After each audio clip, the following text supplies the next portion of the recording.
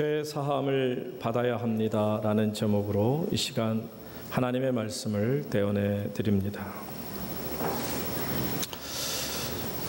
우리는 대한민국을 살면서 정권이 바뀔 때마다 국무총리를 비롯한 중요 요직의 사람들을 놓고 청문회하는 것을 볼 수 있습니다. 그런데 안타까운 것은 청문회가 열릴 때마다 그 청문회를 제대로 통과하는 사람은 거의 없습니다. 나름대로 이름도 있고 또 사회적인 어떤 명성도 있고 또 가족적으로도 명망가라는 이름까지 들었지만 실질적으로 그 안을 들여다보면 겉으로 보여지는 인격과 도덕성이 참으로 큰 문제가 흠이 있음을 발견하게 됩니다. 우리는 이렇게 청문회를 보면서 나 자신도 만약에 저 청문회 나가면 제대로 통과할 수 있을까를 생각해 볼 때가 있죠. 그런데 우리는 마지막 날 하나님의 때가 되면 심판대 앞에 서게 돼야 함을 성경이 우리에게 말씀을 해 주십니다. 그래서 마지막 때를 생각하면 두려운 마음을 갖게 되는 것이죠. 여러분들 혹시 신과 함께라는 영화를 보셨는지 모르겠습니다. 작년에 1편이 나오고 바로 이어서 2편이 지금 나왔는데 저는 1편을 보았습니다. 1편에서 보게 되면 제가 알지 못했던 또 깨닫게 되는 한국 문화가 어떤 것인지, 심판이라는 단어가 한국 사람들, 특히 유교나 불교 또 샤머니즘이 섞인 이런 한국 문화 속에서의 심판이 어떤 의미인지를 살펴볼 수 있게 되었습니다. 사람들의 생각은 그거죠. 사람이 한번 죽게 되면 이 땅에서 지은 죄를 평가받게 되는데 그 결과에 따라서 지옥으로 떨어질 수도 있고 아니면 다시 윤회설처럼 환생할 수 있다라고 생각하는 것이 예수를 믿지 않는 대부분 한국 사람들의 생각인 것입니다. 그때 보게 되면 9가지의 지옥을 거치게 되는데 지옥 하나하나가 다 끔찍하죠. 예를 들면 나태지옥, 좀 부지런한 사람은 어떻게 나태지옥을 건널 수 있을런지 모릅니다. 또 천륜지옥 같은 경우도 있고, 그런데 모든 사람들이 거짓지옥을 가장 두려워하는 것을 봅니다. 그렇죠. 9가지의 지옥을 거쳐야만 환생할 수 있다면 제가 생각하기에는, 아니 여러분도 이미 알고 있기에는 그 어떤 사람도, 이 땅에 있는 어떤 사람도 9개의 지옥을 건널 수 없을 것입니다. 우리의 힘과 우리의 능력과 우리의 수고와 공로 따위로 우리 앞에 만약에 그들 불교인들이 얘기하는 윤회설처럼 또 9가지 지옥이 있다 칩시다. 그렇게 가정해 보시더라도 누가 있어서 그 9가지의 지옥을 다 건널 수 있겠느냐 하는 것입니다. 왜냐하면 청문회 하나도 제대로 평가를 받지 못하는 것이 우리의 본 모습일진데 결국은 인간이 평가하는 그런 평가회에서도 우리의 모든 부족함이 다 노출이 되기 마련인 것인데 누가 있어서 영적으로 내 거짓을 숨길 수 있겠느냐 하는 것입니다. 그런데 여러분, 먼저 저는 여러분들에게 이렇게 위로의 말씀을 드리고 말씀을 시작하기를 원합니다. 우리는 지옥이 9개가 있던 900개가 있던 상관없습니다. 모든 지옥을 건너게 될 줄로 믿습니다. 또한 모든 지옥의 심판대가 있다 할지라도 우리하고는 전혀 상관이 없음을 예수님께서 이렇게 말씀해 주십니다. 요한복음 5장 24절 말씀 보시기 바랍니다. 얼마나 위로가 되고 큰 정말 사랑이 넘치는 말씀인지요. 자, 내가 진실로 진실로 너희에게 이르노니, 예수님 우리에게 진실로 진실로 truly truly I say to you, 예수님께서 우리에게 말씀하시는 겁니다. 강조하시는 거죠. 자, 내 말을 듣고 또 나 보내신 이를 믿는 자는 무엇을 얻었고? 영생을 얻었고, 그 다음에 이르는 말씀이 심판에 이르지 아니하나니, 어디서 어디로 옮겼더라? 사망에서 생명으로 옮겼느니라. 이 말씀을 믿을 수 있기를 축원합니다. 우리는 이처럼 예수님을 믿음으로 예수님을 보내주신 하나님을 또한 믿음으로 우리는 구원에 이르는 생명을 얻게 되는 믿음을 갖게 되었고, 그래서 결코 우리는 심판대 앞에 서지 않게 되었다라는 것을 우리에게 말씀해 주고 계십니다. 여러분, 우리가 심판대 앞에 서지 않는 거룩한 자가 되려면 먼저 전제해야 될 것이 있습니다. 그것은 뭐냐면 우리에게 있는 죄의 문제를 해결해야 하는 것이죠. 여러분, 죄의 문제를 해결하지 않고는 하나님 앞에서 우리는 아들, 흠있고 또 거룩하지 못한 상태에서는 하나님의 자녀 될 수 없습니다. 거룩하신 아버지를 우리가 만난다면 내 자신이 거룩하고 흠이 없어야 되는 거 당연한 거 아니겠습니까? 그러니 이러기 위해서는 무엇보다도 죄의 문제는 반드시 해결받아야 할 것입니다. 우리가 잘 아는 것처럼 이 땅에는 죄악이 임했습니다. 하나님 앞에 불순종함에 따라 그 뒤를 따라 모든 인류가 타락했습니다. 하나님의 형상을 깨뜨렸다는 말입니다. 하나님의 아들, 딸 되는 자격을 박탈당하고 말았습니다. 여러분, 타락했다라는 말이 얼마나 무섭고 두려운 말인 줄 아십니까? 타락했다라는 말은 뭐냐면 하나님께 순종할 수 있는 의지가 점점 약해져 간다는 것입니다. 그래서 하나님 말씀에 순종함이 어려운 거예요. 반면에 하나님을 거역할 수 있는 의지가 점점 기승을 펼칩니다. 점점 내가 하나님을 반대하고 하나님의 뜻과 정반대되는 길을 걸어가는 그 의지가 점점 강해지는 것이 바로 타락한 인간의 본성이 되는 것입니다. 여러분, 인간이 얼마나 비참한 그 상태에 놓인가를 보십시오. 에베소서 2장 1절에 보시게 되면 우리 인간이 어떻게까지 타락했는지를 이렇게 설명합니다. 다 같이 읽습니다. 시작. 그는 인간이 어떤 죄에 빠졌는지, 어떤 상태에 빠졌는지를 단면적으로 말씀합니다. 허물과 죄로 어떻게 죽었던, 이미 죽은 것입니다. 앞으로 죄와 허물로 죽을 것도 아니고 죽을 수 있는 것도 아니고 이미 죽은 상태입니다. 죄와 허물로 인하여 우리는 모두 죽었습니다. 이게 타락한 상태라는 거예요. 그러니 타락한 상태야말로 가장 비참한 일이 아니겠습니까? 여러분, 이렇게 타락하다 보면, 이렇게 비참한 상태에 있다 보면 우리는 공중권세 잡은 자의 손에 놀아날 수밖에 없죠. 이제는 하나님의 자녀라기보다는 마귀의 노예가 되고 마귀의 자녀가 되는 것을 이렇게 또한 성경은 에베소서 2장 3절에서 우리 죄를 짓고 타락한 자들을 가리킵니다.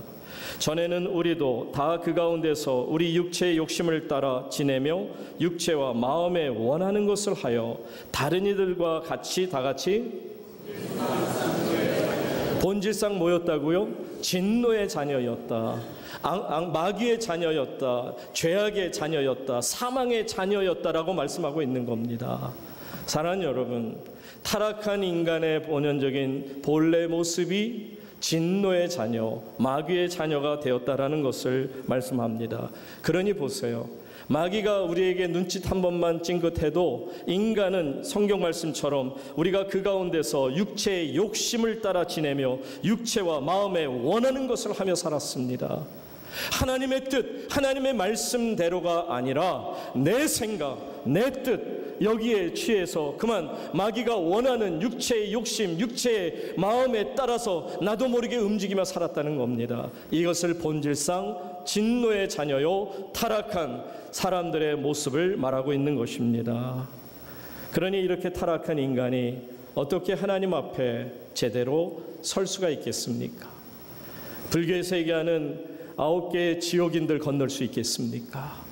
이런 상태의 인간이 어떤 힘을 발휘해서 이것을 이길 수 있겠냔 말입니다. 인간은 이처럼 아주 철저하게 타락하고 추락하여 이제 이런 자리에 떨어지게 되었습니다. 본질상 진노의 자녀가 되었고 본질상 타락하여 하나님의 뜻을 순종하기보다는 마귀의 일에 더 열심을 내는 모습이 우리의 모습이 되었다라는 것입니다. 그러니 여러분, 어떻게든 우리가 살아야 되지 않겠습니까? 언제까지 우리가 진노의 자녀로, 마귀의 자녀로 살아가겠습니까?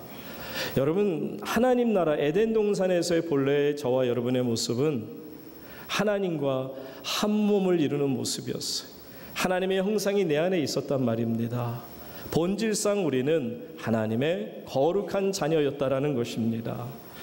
그러니 여러분, 우리가 이 죄를 없이 해야 되는데 과연 우리 인간에게 죄를 없이 할 수 있는 힘과 능력이 있을까요?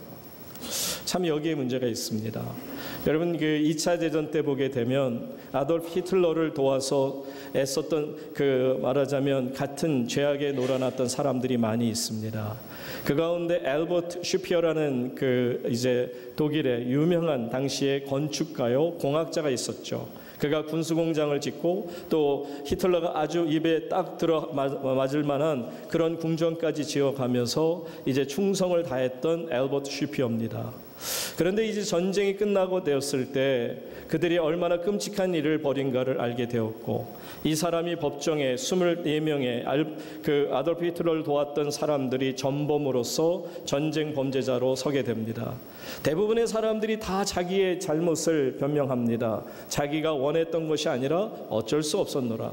그러나 이 엘버트 슈피어는 너무나도 마음이 아프고 죄책감이 시달려서 법정에서도 이건 내가 죄를 진 겁니다. 그렇게 해서 결국 감옥에 20년 동안을 살게 됩니다. 20년 동안을 꼬박 다 살고 이제 그가 나왔을 때 그가 책을 통해서 아돌프 히틀러가 얼마나 끔찍한 죄를 범했는지를 고백합니다. 그러면서 자기가 너무나도 큰 죄를 저질렀음을 고백합니다. 여러분, 눈물로 고백하는 이 사람, 이제 그가 1983년까지 오랜 세월 살아남다가 이제 죽기 며칠 전에 마침 미국 ABC 방송에서 기자가 이 엘버트 슈피어하고 기자회견을 하게 됩니다. 이제 인터뷰를 하는 가운데 물었습니다. 엘버트 슈피어 씨, 당신이 초창기에 쓴, 오래전에 이제 감옥에서 나오자마자 수십 년 전에 쓴 책을 보게 되면 나의 죄는 절대로 용서받을 수도 없고 용서받아서도 안 된다는 말이 나오던데 지금도 그 생각에 변함이 없으십니까? 라고 물었습니다. 이때 슈피어는 아주 슬픈 기색을 띠며 이렇게 대답했다고 합니다. 나는 내 죄값을 치르느라고 20년 동안 형무소 생활을 했습니다. 그리고 그 죄값을 다 치르고 지금은 석방이 되었고 또 사실 자유인이라 할 수 있을 겁니다. 그러나 내 마음에는 또 다른 생각이 자리 잡고 있습니다. 내가 범한 범죄는 절대 용서받을 수가 없다고, 그리고 용서받아서도 안 된다는 죄가 있음을 지금도 느낍니다. 그렇죠. 얼마나 많은 사람들이 히틀러의 손에 의해서 죽었습니까?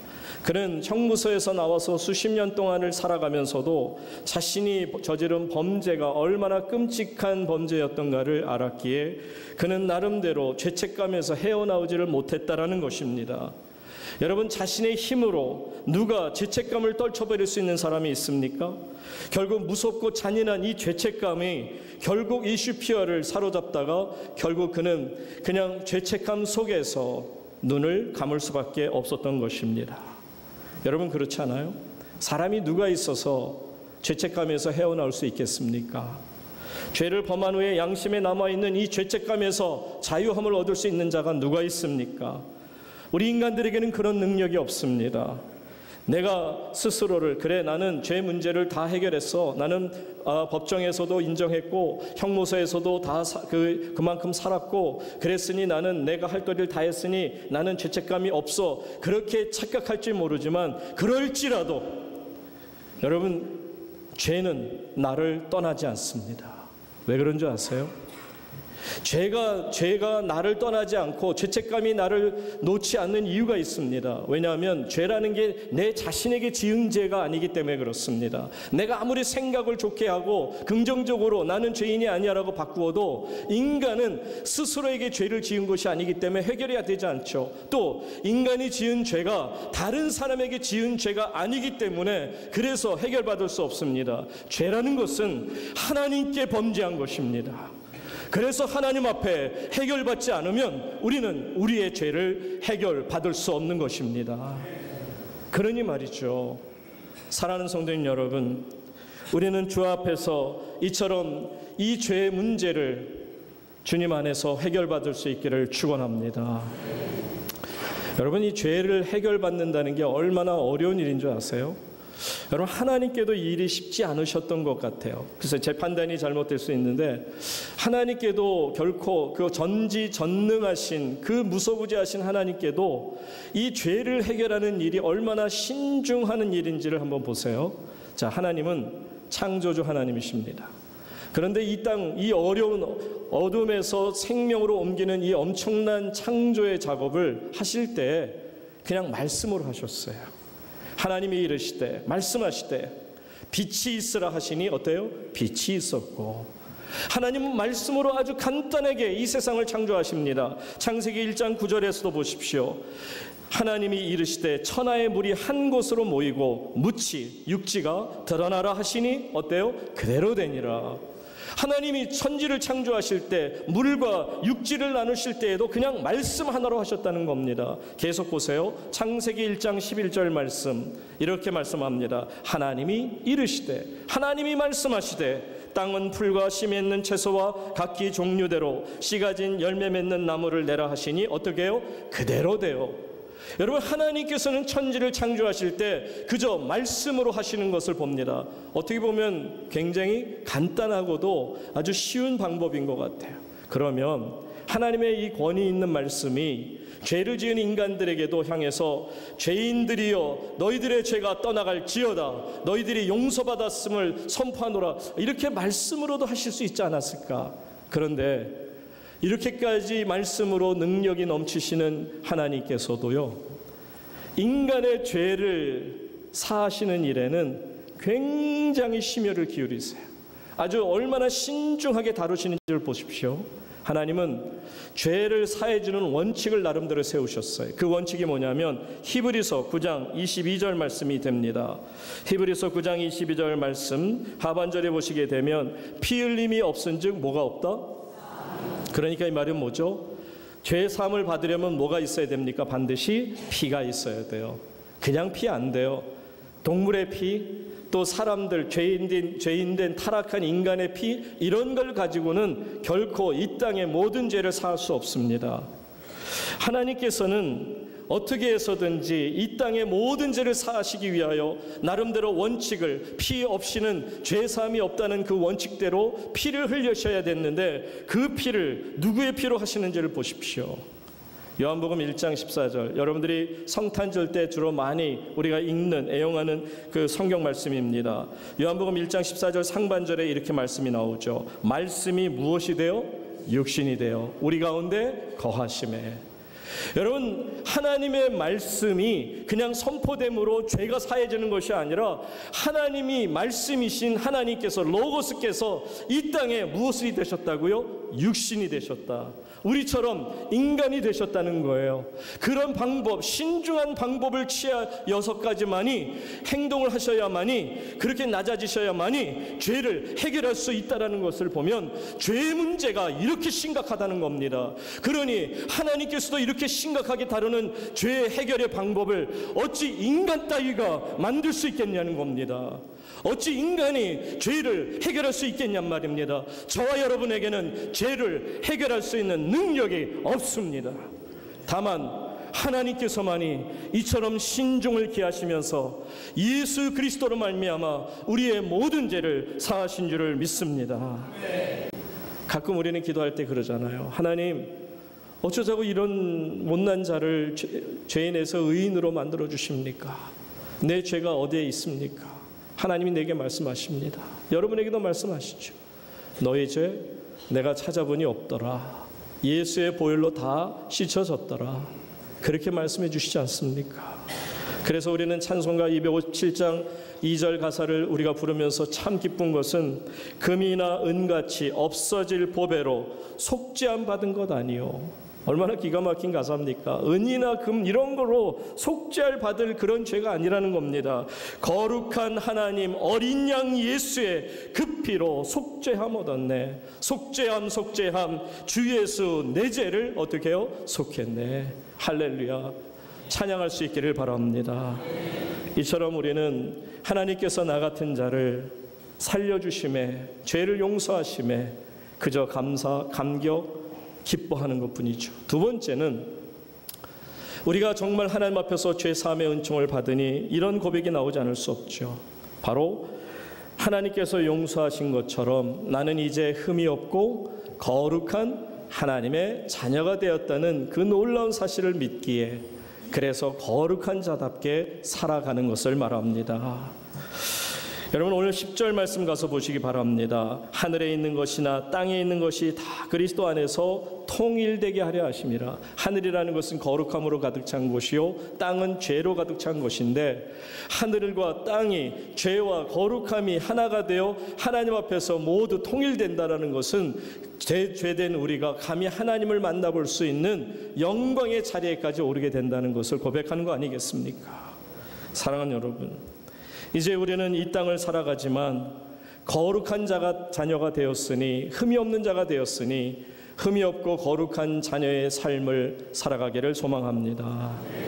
끝으로 첫 번째가 항상 감격, 감사, 기뻐하는 것이고, 두 번째가 거룩한 자녀답게 흠이 없게 살아가는 것이라면, 세 번째는 이겁니다. 다른 무엇보다도 내게 주신 그 구원의 기쁨을 끝까지 증인으로서 살아가는 것입니다. 증거자로 살아가는 것을 말합니다. 여러분 누가복음 24장 47절로 48절에 보시기 바랍니다. 또 그의 이름으로 죄 사함을 받게 하는 회개가 예루살렘에 시작하여 모든 족속에게 어떻게 된다고요? 전파될 것이 기록되었으니. 다 같이 그 다음 48절 말씀 시작. 이 모든 일의 증인이 되십시오. 예수 그리스도가 복음으로 우리를 죄악에서부터 생명으로 옮겨주셨으니, 우리를 심판대에 서지 않게 하셨으니, 이것이 얼마나 기쁜지를, 이 소식을 세상 끝까지 전할 수 있기를 바랍니다. 이번 상도교회가 여름 선교에 정말 최선을 다했습니다. 저는 지난 주간 또 지난 주일을 몽골에서 섬기면서 우리의 선교팀이 얼마나 애를 쓰고 수고하는지를 직접 목격하며 얼마나 감사했는지 모릅니다. 우리가 가지 않았다면 죽었을 사람도 있는데, 그 한 분을 생명 살린 것만으로도 얼마나 보람된지요. 2,000여 명 되는 넘는 사람들을 섬기는 가운데 정말 얼마나 놀라운 은혜를 받고 또 받는지 모릅니다. 정말 자랑스럽고 정말 감사하고, 하나님께서 주의 백성들을 이렇게 사용하시니 이것이 은혜로다, 은혜로다, 은혜로다. 사랑하는 여러분, 우리가 거룩한 자녀가 되고 죄사함의 은총을 받았다면 나 혼자 기뻐서 춤추고 찬양하는 것, 그것이 아닙니다. 복음은 나누는 것이에요. 선교는 복음을 나누는 것입니다. 생명을 전하는 것 아니겠습니까? 하나님께서는 죄사함의 은총을 받은 주의 자녀들이 끝까지 이 모든 일에 증인되어 모든 민족에게 그리스도의 복음을 전파하며 살기를 원하고 계십니다. 앞으로도 우리가 살아가는 날 동안에 세상 끝까지 이르러 복음 증거하기를 주의 이름으로 축원합니다. 죄사함을 받은 주의 백성들이여, 하나님 앞에 늘 감사하고 감격하며 기쁨으로 살 수 있기를 축원합니다. 여러분들에게 거룩한 삶이 이어질 수 있기를 축원합니다. 그래서 우리가 죄사함을 받은 하나님의 은총 받은 자녀인 것을 알진대 늘 하나님 앞에 감격하며 살아갈 수 있기를 주의 이름으로 축원합니다.